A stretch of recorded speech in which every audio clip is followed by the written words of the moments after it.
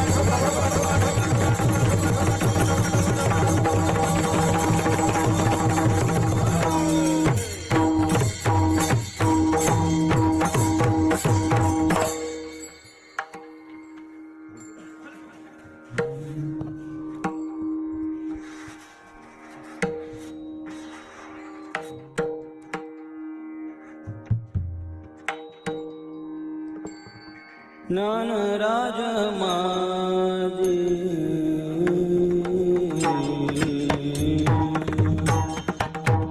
योगाची माऊली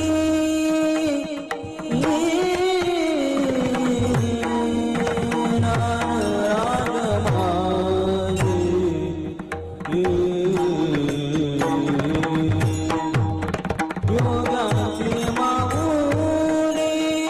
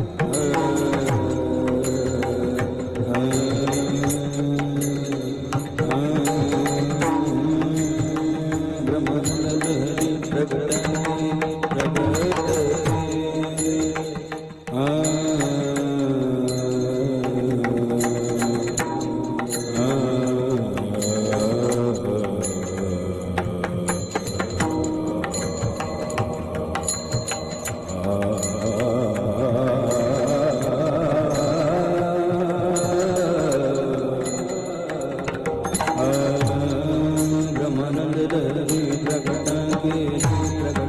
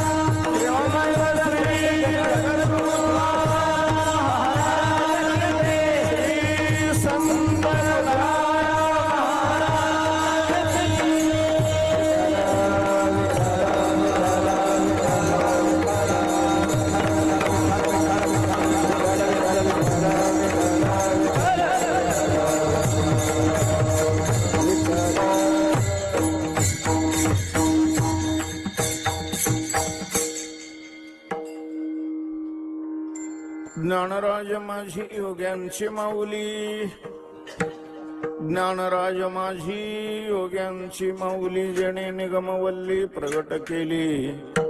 गीता अलंकार नाम ज्ञानेश्वरी, ब्रह्मानंद लहरी प्रगट केली. अध्यात्म विद्येचे दाविले स्वरूप, चैतन्याचा दीप उजळिला.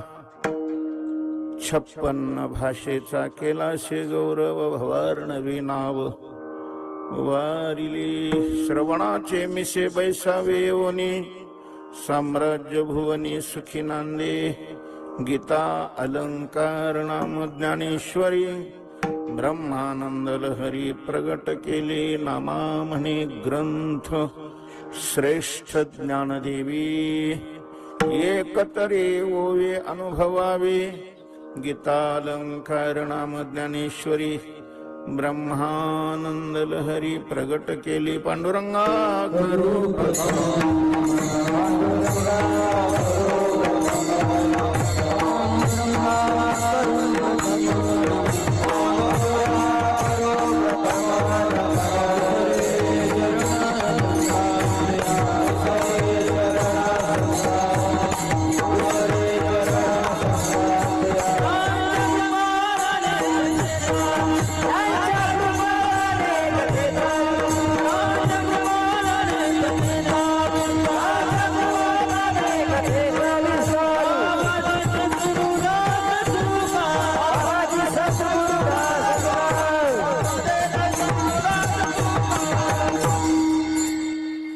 जयांचे केलिया स्मरण होय सकळ विद्यांचे अधिकरण तेचे वंदू श्री चरण श्री गुरूंचे नमो ज्ञानेश्वर नमो ज्ञानेश्वर मृत्यूदारा सोपान देवा मस्तक माझा पायावरी या वारकरी संतांच्या श्री संतांची माथा चरणावरी साष्टांग हे करी दंडवत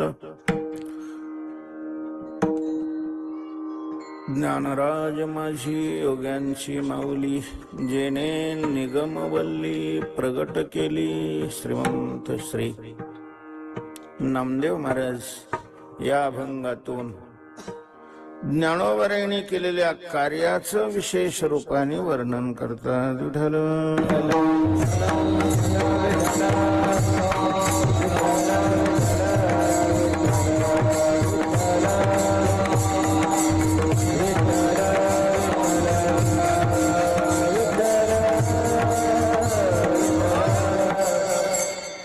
माणसाचा मोठेपणा त्याच्या जवळ किती आहे त्याही पेक्षा समाजाकरता तो काय करतो त्याच्यावर अवलंबून आहे.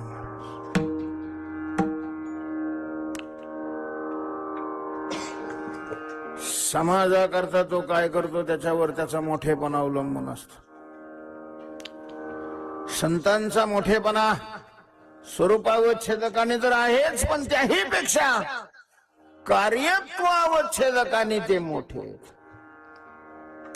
ज्ञानोबा आहे श्रेष्ठ मोठे का आहेत? काय केलं त्याने समाजाकरता? नामदेव रे सांगतात जेणे निगमवल्ली प्रगट केली. ज्या ज्ञानोबराने निगमातील अशा प्रकारची औषधी प्रगट केलेली आहे. विठ्ठल विठ्ठल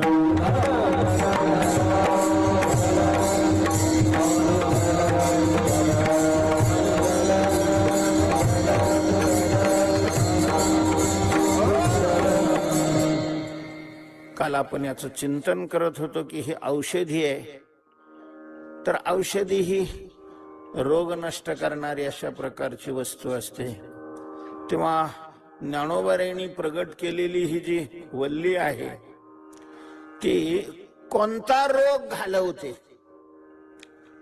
एक, तो रोग कोणाला झालेला आहे? दोन, त्या रोगाची लक्षणं काय आहेत? तीन, आणि त्या रोगाचे डॉक्टर कोण आहेत? विठ्ठल